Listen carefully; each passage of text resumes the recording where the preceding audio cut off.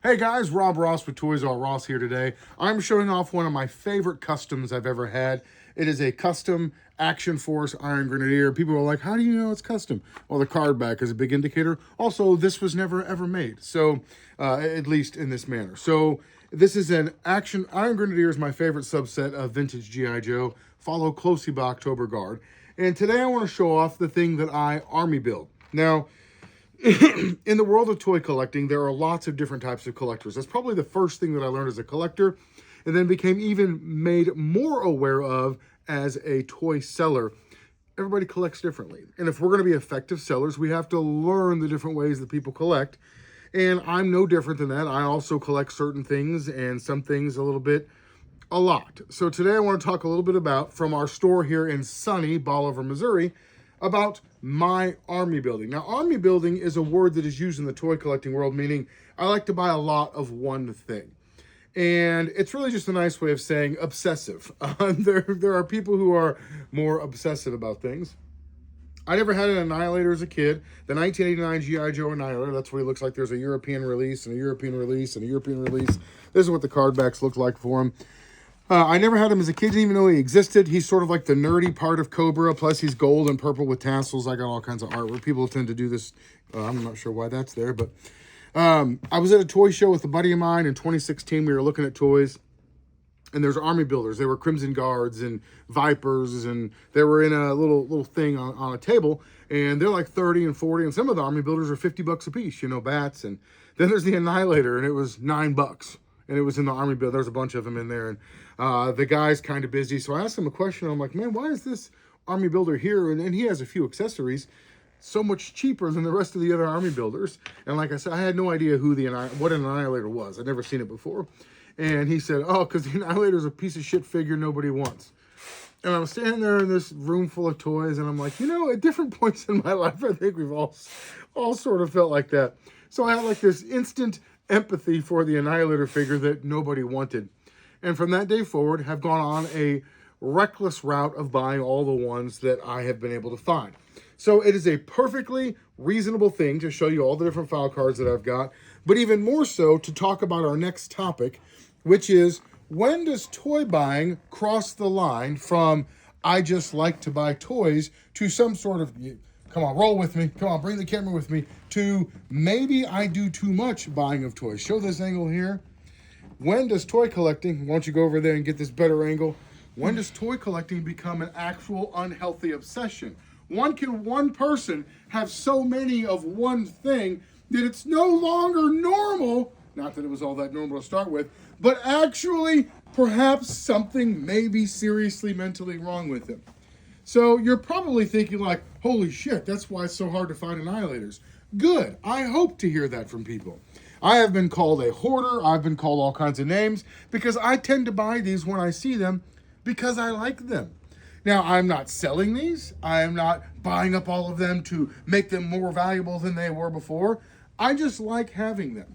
And now some people out there have huge collections of their own stuff. My question is, do you army build?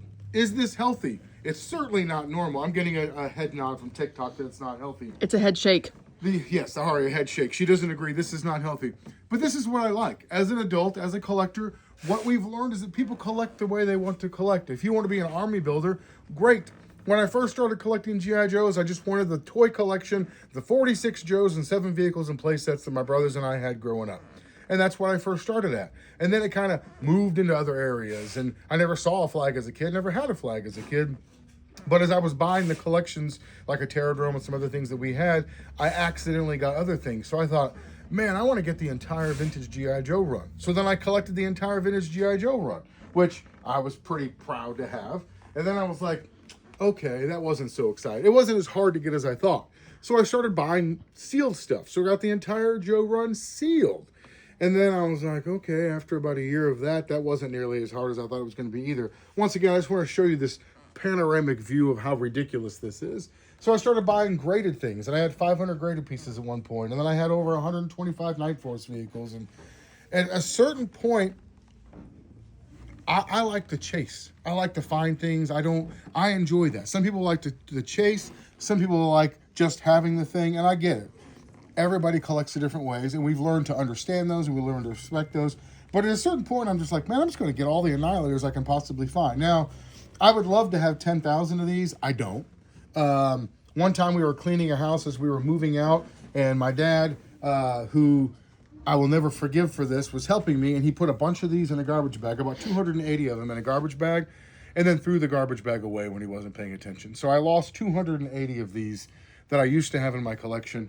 I'll never speak to my father again because of that. No, I'm just teasing, guys. But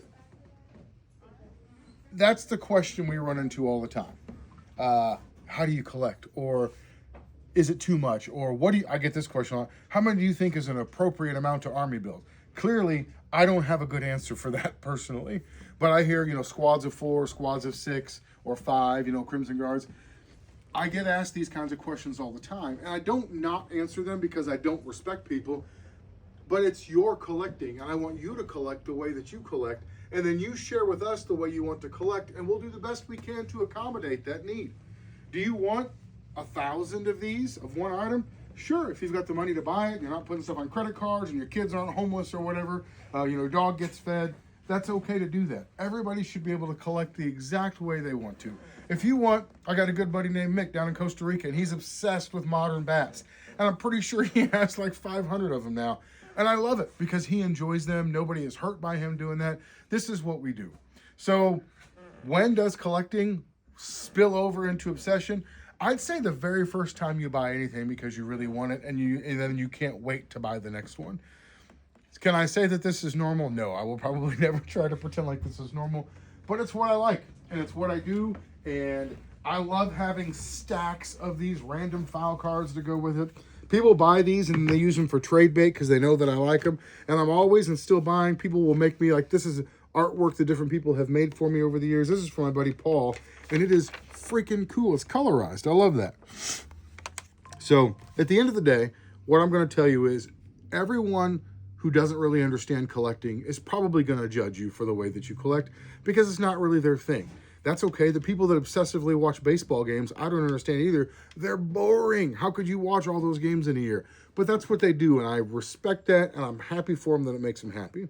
So if what you're doing is making you happy, and if collecting all of these of one figure will make you happy, or collecting one of everything, or having an entire armada of boats you can put in the bathtub with you makes you happy, do the thing that makes you happy.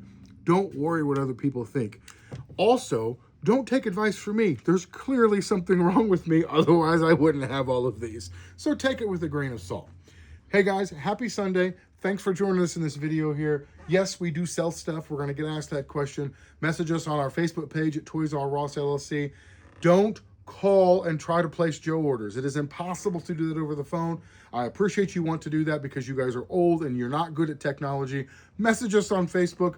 Go to our website at toysrross.com. You can message us there for stuff. If you don't see it on the website, yes, I'm aware. We don't have Vintage Joes on our website. Message us. We'll send you pictures. We'll get a deal worked out. We'll get an invoice set for you, and we'll get you taken care of. But the absolute best way to get a hold of us again, Toys R Us LLC on Facebook. We do ship all over the world every single day. Happy to do so. And I mean, like, yes, I obsessively collect this. Yes, I have all of my eBay stuff set to get alerts when new ones pop up there. But I would sell these in a heartbeat if somebody paid me a ridiculously inflated price for their value, and then I would army build something else. Maybe, I don't know. Maybe I wouldn't sell them. But the bottom line is, collect the things that make you happy. Don't listen to the negative feedback that other people have for what you do. Because happiness is one of those things that's pretty hard to find on this earth. And like, as these are set up on the counter, I cannot tell you how happy it makes me just to see these out here. And we just moved, so I had them all in storage, so we pulled them out. And I thought, I'm going to show everybody out there what is truly wrong with me or how bad it is. So thank you guys for joining us. If you have questions, feel free to message us. Love doing these videos. If you have requests or questions, or you just want to see us talk about something on camera, please do so. Happy rest of your Sunday and have a great week.